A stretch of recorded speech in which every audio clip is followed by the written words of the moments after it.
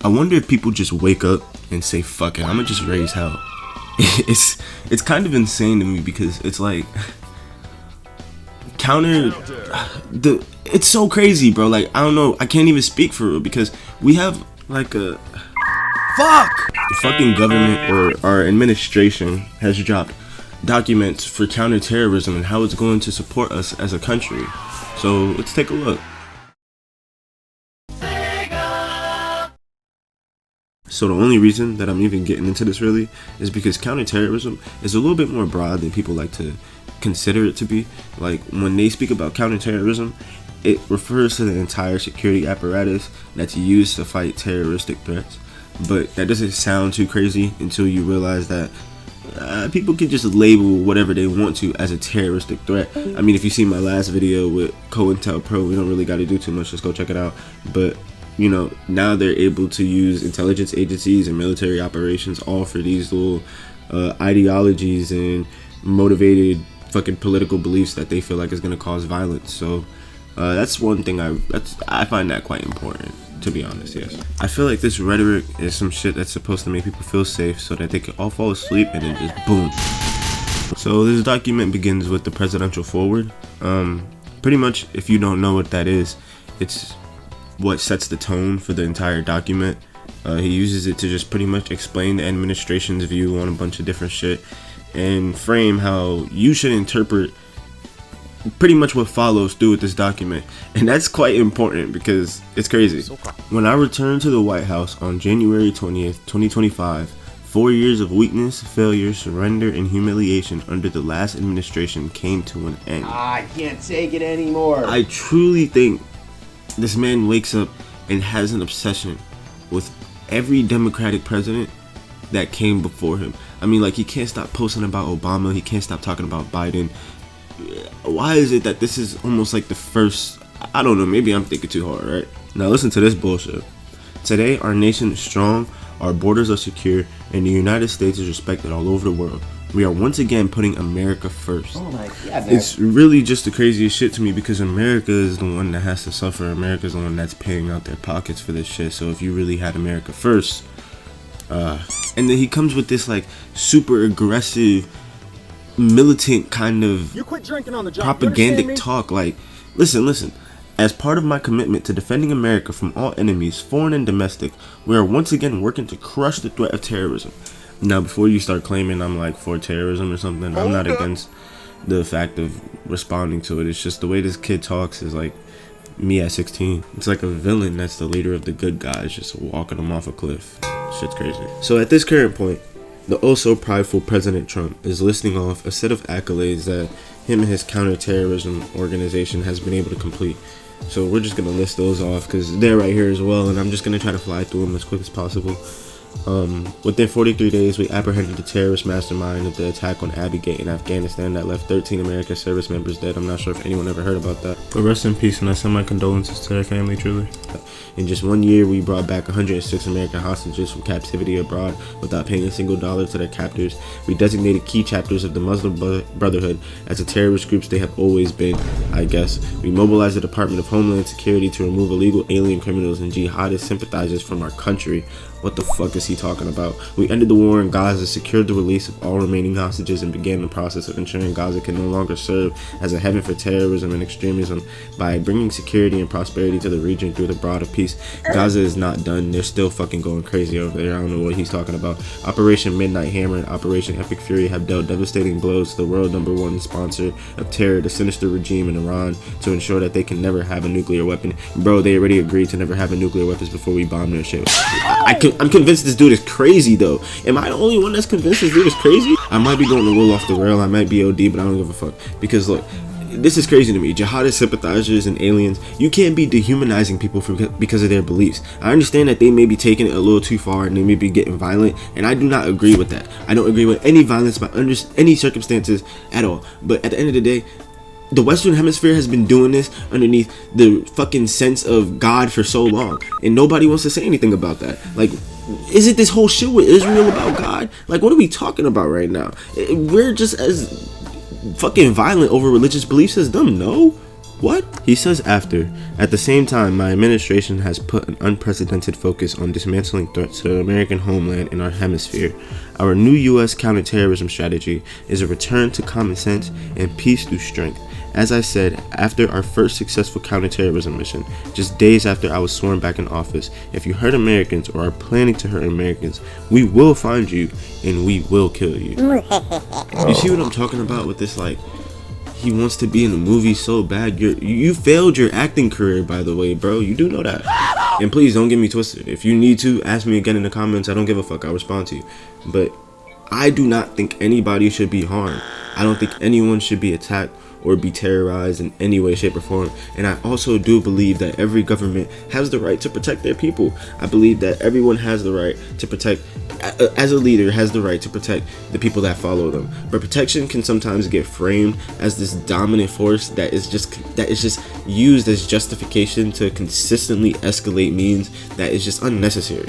And it never works that way. It never works just eliminating a threat because you're trying to stop any harm coming from ideologies or political or any social issues. Like, it just creates more conflict on top of it.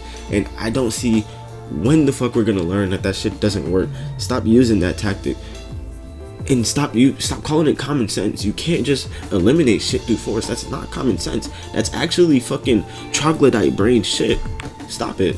Now, I'm sure no one's trying to agree with terrorism, but what I think people are misunderstanding is that using overwhelming force in any way, shape, or form to try and get what you want is not going to work in a large portion of cases, because not everything works the same way. You can't continue treating everything like it's a pickle jar. Sure, you know, being the strongest person in line when it comes to opening up the pickle jar works, but in this certain scenario, whatever it is, you cannot just get through with it with overwhelming strength. You opening it up in a way more aggressive manner actually could hurt the object that you're opening or even hurt yourself. So in certain cases, it's not always the best thing. It's not common sense to use overwhelming force to get what you want. It's stupid. So now we're in introduction, and the intro is the introduction. What we read was pretty much like the bio that you read before you watch the movie. This is like the actual intro to the movie, if they have like some anime introduction or some shit, you know what I mean? Good versus bad. Counterterrorism. In our every principle and action, America and Americans must always come first. Sure. Under the Trump administration, protecting the United States and our citizens is once again the goal of our national security and foreign policy. This is what we mean by America First. America First has a wide variety of components, from securing our borders to bringing jobs back to America, all to the benefit of the American people. You know, if we actually look, we're gonna look at that. Let me show you something. Oh, jobs, right? Okay, cool. You say you want to bring jobs back to America, but your first term, you had literally negative 2 million jobs, less than 2 million jobs of what you started with when you made it into office. So you can argue, yes, it was because of COVID, and he had 6 million before COVID striked us, right? But he lost, in a sense, 8 million jobs due to COVID, which, hey, bro, holding down the American people by giving them $3,000 at most. Good shit, man. Good shit. You say a strict border policy and all of that, but let's see how this relates, right? Because Biden brought in like $16 million with no COVID. People say that it was the bounce back or the recession. I mean, not the recession, but, you know, the healing after effects. But when, you know, you look it up and you remove that mathematically, they say he still would have had at least 10 to 14 million jobs in the economy still. And even Obama, after a recession, had like 5 to 6 million. And the second year after that, on his second term, had like 8 to 9, I think, or whatever. So, you know, it just shows that it's not fucking. Why are you sitting at 6 million even before you get there? You should have been around a good area, because the first term of Obama being at 5 or 6 was right after a recession, or in the midst of a recession. So, you know, I understand there's consequences, but we were in a good economy until COVID hit, quote unquote, is what people say, right? So whatever. You say as well that you have strict border policy, but let's see how these two relate, because maybe the reason why Biden had way more income than you, maybe the reason why Obama was able to stay stable and not go negative during a recession was because the fact that they allowed immigrants in to do the work so that they could provide for America. You are fucking So when you think of immigrants, the only thing you can think of is them being on the demand side. You can't fathom immigrants being a supplier. You can't fathom that that supply and demand can still weigh itself out. So you rather kick out 100 to 200,000 more immigrants than Biden because you think that that's going to do something, when that isn't doing anything, because Biden got rid of criminals and leaving the people that are here to work and people that want to create something for themselves to do so, which is helping the economy. Your whole game plan is actually fascist and racist, and it shows through your statistics. Due to such, you're hurting the actual economy that you so-called say you want to benefit. It's just so bullshit, bro. Like, get the fuck out of here. And before y'all want to do any of that dick sucking, bro, I'm not left, I'm not right, I'm not Republican, I'm not Democratic. I'm progressive. I want to see shit get better. I want to see life get better. I want to see people live better. I'm tired of seeing fucking pain and struggle from people, and these people aren't. So I'm going against these people that are not. This is the funniest part to me, though, right? He said counterterrorism is a core part of the national security mission, and its primary objective is to protect Americans from being harmed by terrorist groups and to deter and undermine the support they receive from enemy actors. No shit.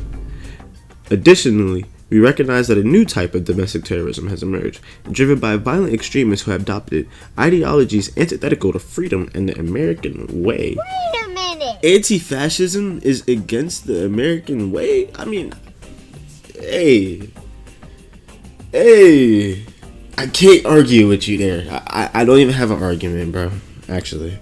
Our counterterrorism operations will be executed apolitically and founded upon reality-based threat assessments. Oh. Was that what January 6th was? I am not allowed to say what's going to happen today. Okay. Because everyone's just going to have to watch for themselves. But it's going to happen. Something's going to happen. No. Oh. My bad. Okay, my bad. My fault. What he's saying, though, is he's pretty much not going to use counterterrorism as a political force. Like, he won't use it as any means of getting into any beneficial political stance. I don't know. I call it bullshit because he's already doing a whole bunch of shit that he's not supposed to do, and he's already lied a bunch of times. So I just can't believe anything that he says. I don't know why anyone would. The reason why this doesn't sound so far-fetched to me and why I don't believe him is because this isn't like something we haven't seen before. Like, I don't want to sound like a broken record, but my last video was just about COINTELPRO, and you could do your own research into it or look at my video for a base understanding. But there's also the USA Patriot Act that came after 9/11 or something, and that was just a whole bunch of surveillance, and it was a lot that came with that. And historically, governments in multiple countries outside of ours even have sometimes blurred the lines between stopping actual terrorism and suppressing movements viewed as politically threatening. Everything that is politically threatening is not terrorism. Okay? Me personally, I feel like I'm a progressive that wants desired unity. I want unity for those that want unity, right? And when your entire political identity becomes entirely built around looking at another side as an existential evil, it's impossible for people to coexist that way, right? Like, there's no way anyone's gonna listen. There's no way anyone's gonna build any trust. And sometimes it's not necessary, I agree. But we have to be able to see when. If every disagreement gets treated like a battle between good and evil, we will stay emotionally locked in conflict instead of moving forward with understanding. The fact pattern underneath the Biden administration was clear. Individuals at the highest level of the U.S. government use their significant powers to politically target individuals in the interest of those they favored, wanted to keep in power, or to help win elections. Bitch, you the one trying to rig the election. Am I high here, or what the fuck is going on? You know, I feel like it's something funny about that because again, like I said, I'm not left, right, nothing, Democrat, Republican. Personally, myself, I don't trust none of these motherfuckers, and I'm gonna just drop a little bit of a bombshell. And this is just allegedly. You know, I was watching this whole thing where they were prosecuting Pam Bondi for the whole Epstein files. About Merrick Garland, you don't get a reclaim because this is bigger than Watergate. When I don't answer a question, this goes over 4 administrations. You don't have to go back to Biden. Let's go back to Obama. Let's go back to George Bush. This cover-up spans decades. and you are responsible for this portion of it. And that's now, where the I want to know. And they said that these things have been covered up for, years now, for multiple presidential elections. And he got first arrested, and I'm sure they started building the files around 2008-ish, let's say earliest. All the presidents since then. And let's say even just the Department of Justice was the only people to have access to that. I'm pretty sure that there was other political figures. We had whistleblowers. And on top of that, why wouldn't the presidents ever have an awareness of that since 2008? But again, it just makes me think, are you really any different? So we made it to my favorite part. The threat. We must protect our country from invasion, not just from unchecked migration, but from cross-border threats such as terrorism, drugs, espionage, and human trafficking. Currently, we face 3 major types of terror groups: narco-terrorists, transnational gangs, legacy Islamist terrorists, violent left-wing extremists, including anarchists and anti-fascists. The problem isn't opposing beliefs or some shit. Like, the danger is when anti-fascism in its own becomes so broad that regular political disagreements between the likes of someone like me and you gets treated like some fascism in its own. And that mindset can deeply grow into justifying hostility and making peace between people like me and you just pretty much impossible. And if you ask me, I think that's the goal, right? They don't want people to heal internally as a part of our society. They want us to continue creating this division amongst each other, because that's exactly what this does. It just creates social division. Calling a domestic political opponent of yours terror linked will just do nothing but escalate fear and hostility between the circumstances that you are undergoing. Instead of just debating between citizens, this shit is gonna start resembling some internal warfare, some civil rights shit again, because it just weakens the trust between Americans and it pushes people further into their ideological camps, ignoring the nuances. Are there some anti-fascists out there who have probably committed some violent crimes and bring about destruction? Obviously, I'm not gonna make it seem like all anti-fascists are just perfect people sent down from the hands of God. That's not my point. But at the end of the day, it is insanely intellectually dishonest to categorize all anti-fascists with anarchists and rioters and violent people. That's just not how any political ideology works, which is how shit is supposed to be, because laws typically don't target your political identity. They more so target your conduct, the things that you do. They punish violence, threats, assault, arson. They don't really give a fuck about what political side you're on. But once governments begin attaching terrorism to or terroristic language to vague political beliefs, it becomes easier to punish association or speech rather than it is to punish crimes, I believe, right? It treats a broad belief system like a criminal organization already, and it's not an umbrella idea, and I believe that's common sense. Not one centralized group is a membership or some unified operation. Millions of people oppose fascism every day without supporting violence, and labeling the entire fucking category of anti-fascism as an extremist risk is just insanely fucking stupid.